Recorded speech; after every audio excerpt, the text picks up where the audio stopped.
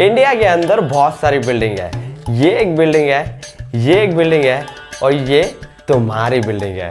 कुछ बिल्डिंग बहुत ज़्यादा फैंसी है, जैसे ये जो माचिस की तीली जैसी लगती है, जिसे हम कुतुब मीनार कहते हैं। और ये बिल्डिंग ये सीधी कभी खड़ी ही नहीं हो सकती क्योंकि इसे बैक प्रॉब्लम। और ये ऐसा नहीं लगता कि किसी ने अपने फेस पे मुल्तानी मिट्टी लगाई है और वो हमेशा के लिए भूल गया है। तो इन्हीं सभी बिल्डिंग्स को हम मॉन्यूमेंट्स कहते हैं और इन्हीं मॉन्यूमेंट्स की एक ऑब्सक्योर हिस्ट्री है और इंटरेस्टिंग आर्किटेक्चर है, जिसके बारे में आज हम समझेंगे।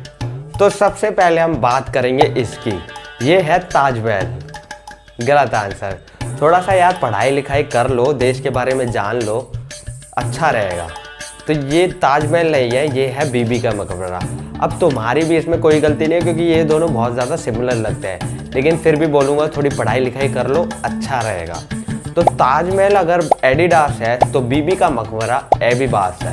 अगर ताजमहल रोल नंबर 20 है तो बीबी का मकबरा रोल नंबर 21 है।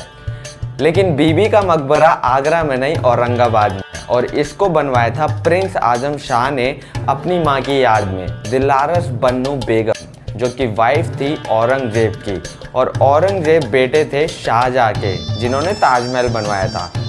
शाहजहां यार, अपना शाह, हैंड कटिंग गाय। तभी दोनों मॉन्यूमेंट्स इतने सिमिलर हैं और इनको बनाने का पर्पस भी सेम था। ताजमहल शाहजहां ने बनवाया था अपनी बीवी की याद में और बीबी का मकबरा बना था आजम शाह की मां की याद में। बट डिफरेंस बस ये है कि ताजमहल को बनाने की कॉस्ट थी 3.2 करोड़ और बीबी का मकबरा बनाने की कॉस्ट थी सिर्फ 7 लाख। आज के टाइम में तो इतने में वैगनर आ जाती है, जो तुम सेम गाड़ी पार्क करोगे बीबी के मकबरे के पास और जाकर उस मकबरे को देखोगे। इसलिए आज के टाइम में इसको गरीबों का ताजमहल भी कहा जाता है। हवा महल। हवा महल को बिल्ड किया था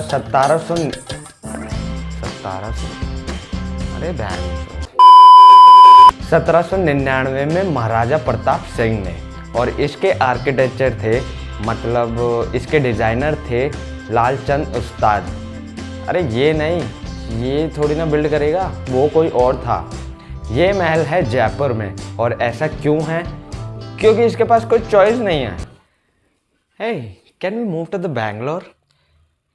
क्या पागल है क्या? बैंगलोर में मेरा सारा काम यहाँ पर है, वो सब छोड़कर मैं तुझे बैंगलोर में बनाऊँ? बनना है तो ठीक है, नहीं तो रहने दे। ओके।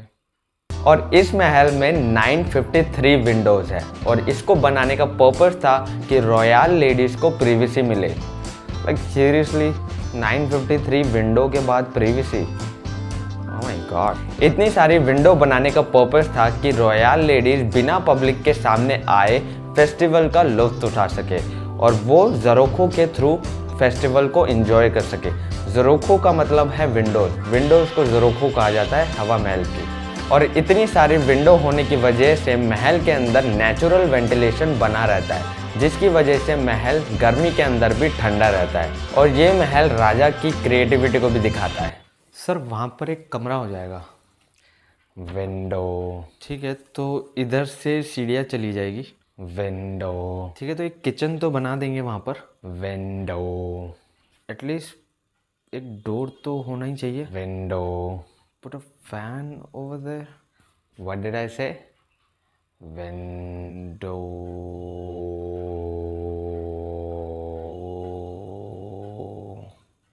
और ये महल बना था रेड एंड पिंक पत्थर से। और पता है तुम्हें रेड एंड पिंक क्या चीज़ होती है? Your girlfriend put. रोहित, तू इतने बेफालतू की जोक क्यों मारता है यार? तुझे नहीं लगता कि तेरे पास कुछ रिस्पॉन्सिबिलिटी है? तेरे को बच्चे भी देखेंगे।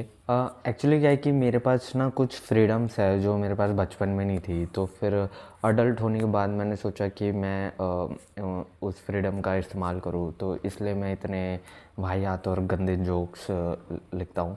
बट आगे से मैं ध्यान रखूँगा कि ऐसा ना हो और बच्चे इससे कुछ ना सीखे। बट अगर ध्यान भी रखने की क्या ही बात है,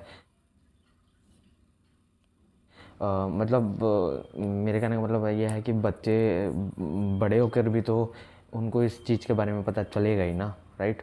तो I am not the one who is gonna tell them, but किसी और के थ्रू उन्हें शायद पता चल जाए इसके बारे में। बट और अगर मैं उनको इस बारे में बताऊंगा तो उन्हें लगेगा कि मैं किसी बिल्ली के बारे में बात कर रहा हूँ, तो मेरा बताना ठीक भी नहीं रहेगा। तो इसलिए आई फील दैट